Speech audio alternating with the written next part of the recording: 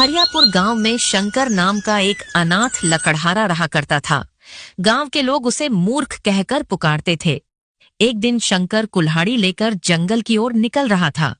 जैसे ही वह गांव की सीमा तक पहुंचा, तभी उसका साथी बिरजू दौड़ते हुए वहां आ गया। शंकर, ओ शंकर, अरे अरे भाई, गजब आदमी हो शंकर यार। मैं भी तो तुम्हारी तरह लकड़हारा हूँ। हम दोनों एक ही जंगल में लकड़ियां काटते हैं, फिर भी तुम रोज अकेले अकेले काहे चले आते हो भाई? कितनी बार तो कहा है कि हमको भी साथ ले लिया करो। अरे भाई, मैं जल्दी उठ जाता हूँ और तुम उठते हो देर से। सुबह सुबह तुम्हारे घर की कुंडी खटखटाना हमको नहीं अच्छा लगता। अरे भाई, शादीशुदा हो, रात में अपना देर से सोते होगे। अरे तुम भी ना, तुम्हें अपनी भाभी से डरने की जरूरत नहीं है। वो तुम्हें कुछ नहीं कहेगी भाई, कुंडी खटखटा दिया करो। शंकर चुप रहा और जंगल की ओर चल पड़ा। बिरजू भी उसके पीछे पीछे चल दिया। कुछ ही देर में दोनों घने जंगल में पहुंच गए। शंकर मेहनत से लकड़ियां काटने लगा, लेकिन बिरजू एक आलसी लकड़हारा था।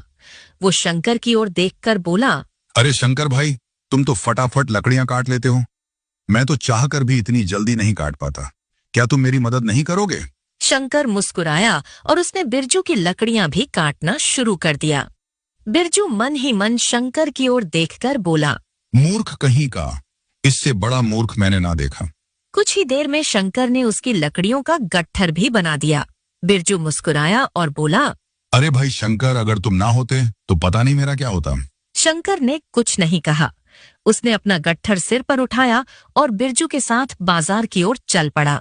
कुछ देर बाद दोनों बाजार पहुंच गए और लकड़ियां बेचने लगे। तभी एक ग्राहक बिरजू, ए शंकर, तुम्हारी लकड़ियां क्या भाव है? भैया, मैं तुम्हें इन्हें 20 मुद्राओं में दे दूंगा। अच्छा देखो भाई, मैं तुम्हारी लकड़ियां खरीद लूंगा, लेकिन इस समय मेरे पास धन नहीं है।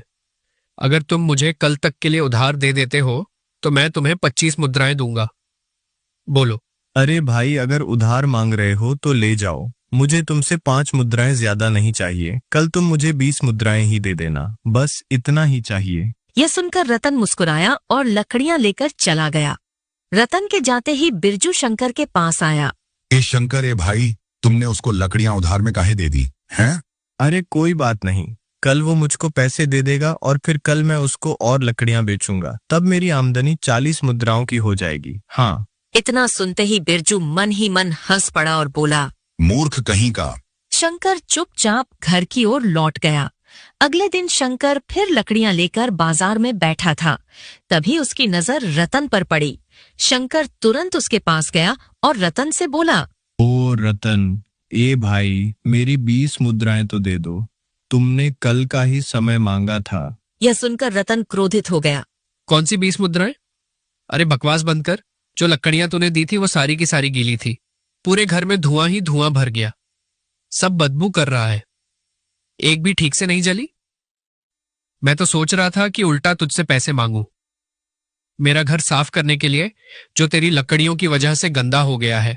यह सुनकर शंकर भी क्रोधित हो गया। ए भाई रतन, ये बात गलत है। कल तो बारिश भी नहीं हुई। तुम साफ साफ झूठ बोल रहे हो। अरे मैं कहता हूं दफा हो जाए यहाँ से। मैं कोई झूठ नहीं बोल रहा, चल निकल यहाँ से। शंकर मुंह लटकाए बैठ गया। उसे देखकर बिरजू फिर से मन ही मन बोला, मूर्ख कहीं का, क्या जरूरत थी उसे उधार देने की? गांव वाले सही कहते हैं, ये सच में मूर्ख है, मूर्ख। शंकर ने कुछ नहीं कहा और लकड़ियां बेचकर चुपचाप अपने घर लौट गया। अगले दिन शंकर का साथी मित्र बिरजू गांव की चौपाल पर खड़ा होकर शंकर का मजाक उड़ा रहा था।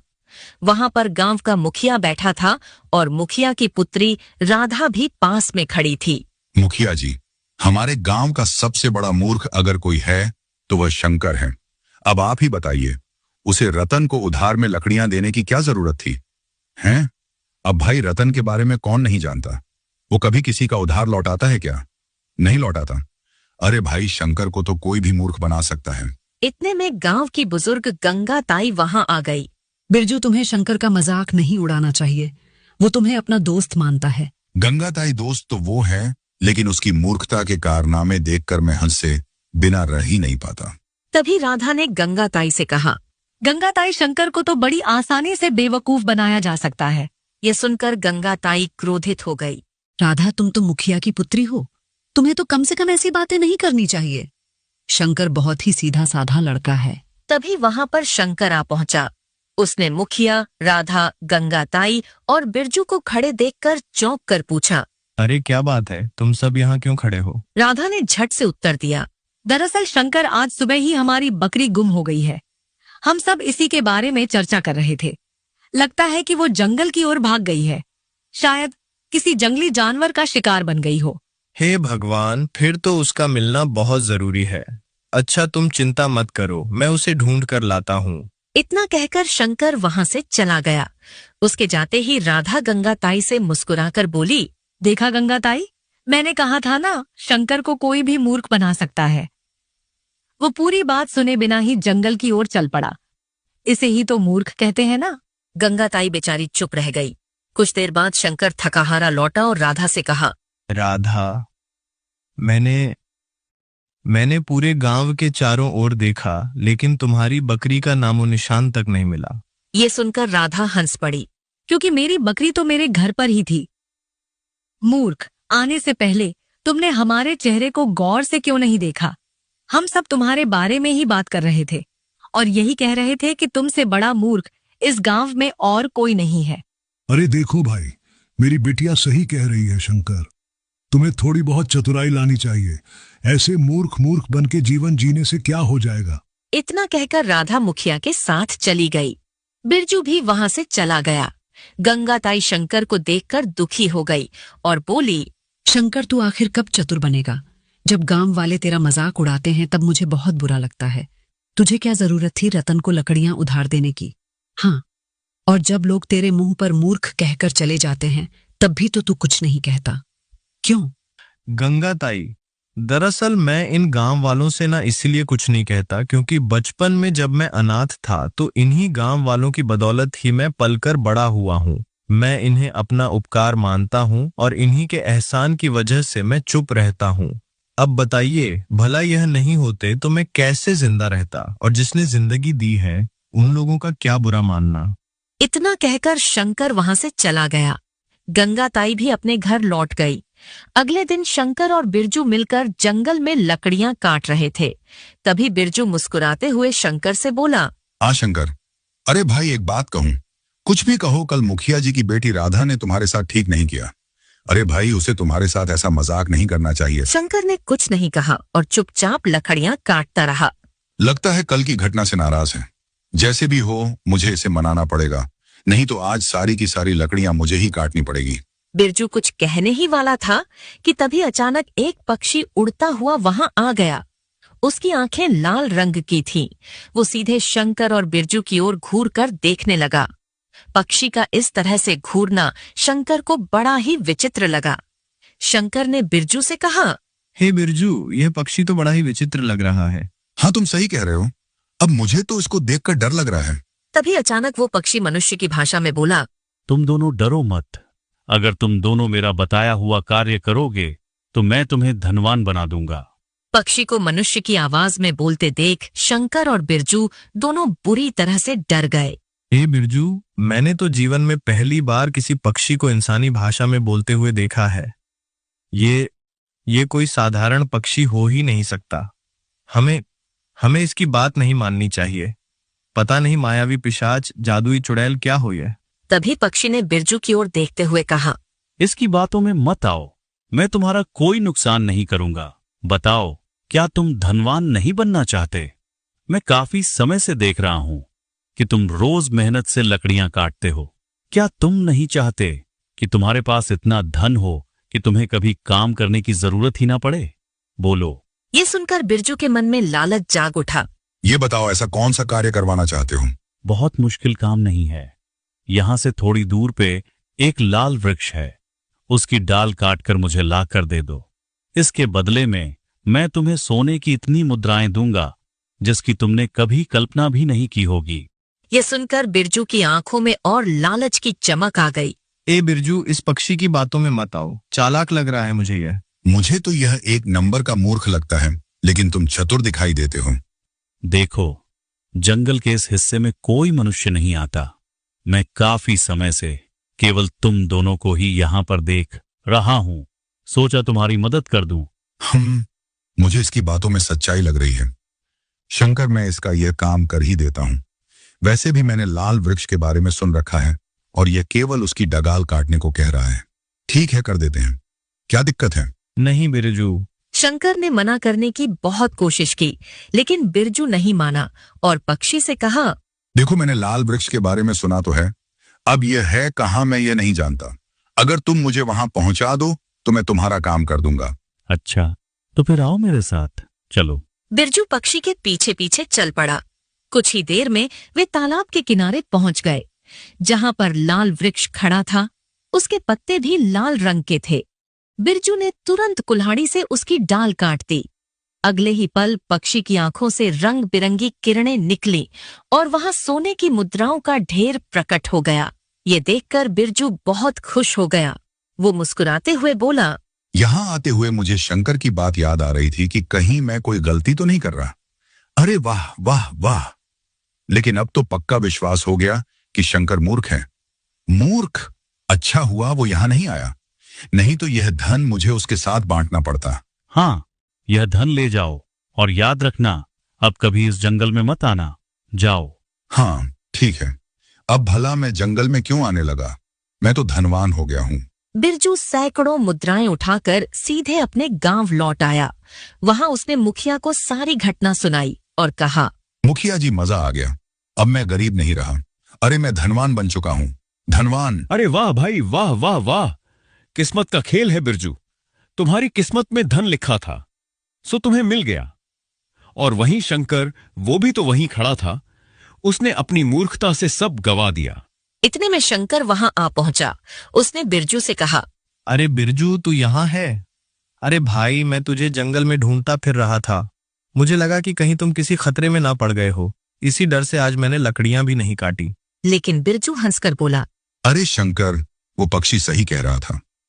अरे भाई, उसने मुझे ढेर सारी मुद्राएं दी हैं। मुद्राएं? अगर तुमने भी उसकी बात मानी होती ना, तो तुम भी धन के भागीदार होते।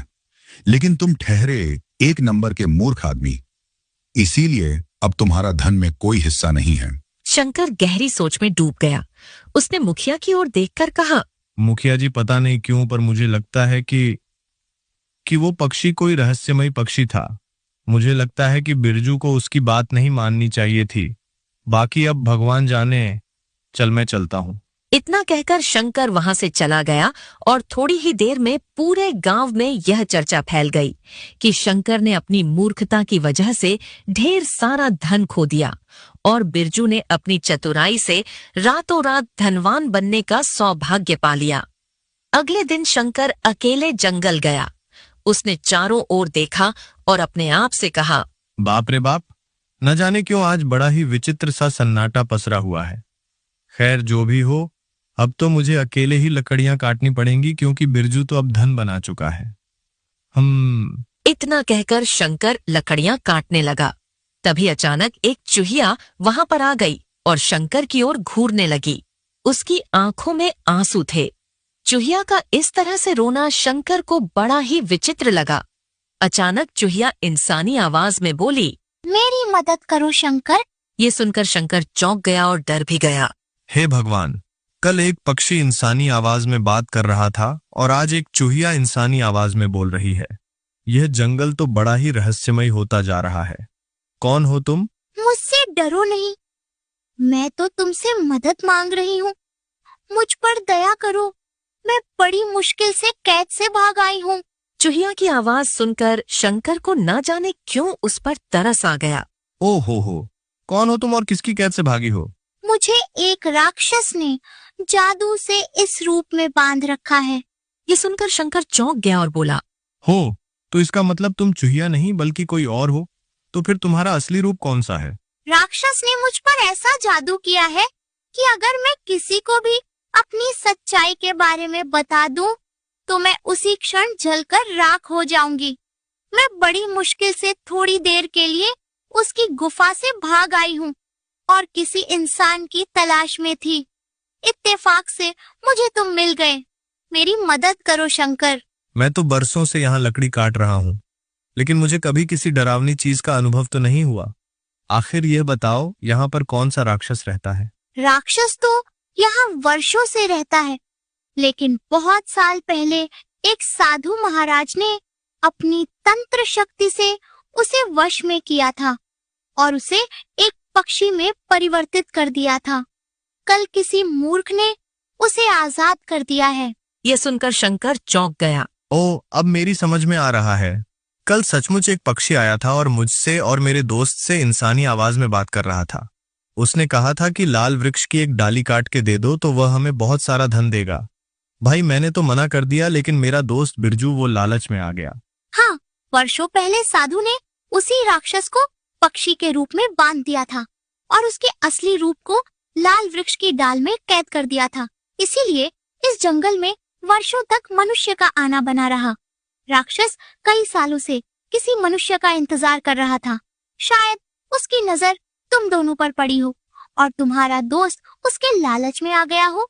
विश्वास करो शंकर, अगर उसने तुम्हारे दोस्त को धन दिया है तो वह धन ज्यादा दिन तक सुख नहीं देगा। बहुत जल्द वो राक्षस तुम्हारे गांव में तबाही मचाएगा। ओ, तो इसका मतलब बिरजू की मूर्खता की वजह से वो राक्षस आजाद हो गया है ना?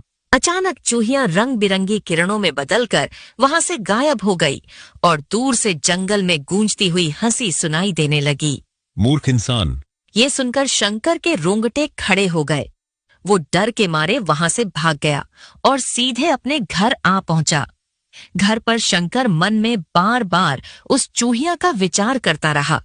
सुबह के समय कुल्हाड़ी उठाकर अपने आप से बोला, हाँ, मुझे अब इस रहस्य का पता लगाना चाहिए।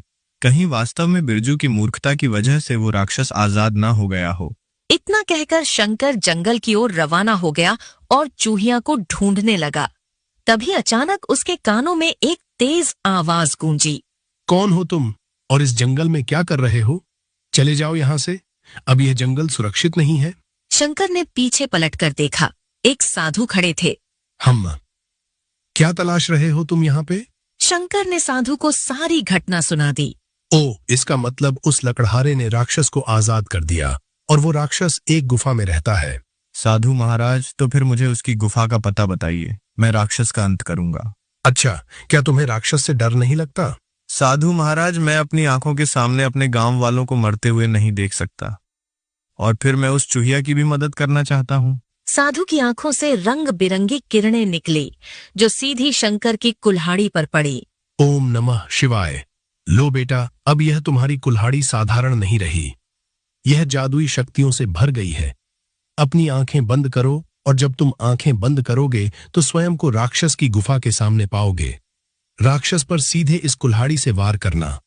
ओम। इतना कहकर साधु ने मंत्र पढ़े और दोनों रंग बिरंगे किरणों में लुप्त हो गए। कुछ देर बाद वे एक गुफा में प्रकट हुए।